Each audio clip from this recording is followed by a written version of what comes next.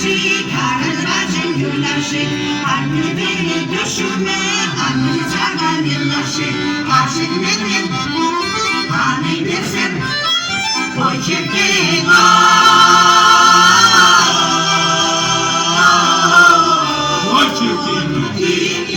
мен наши, Почерки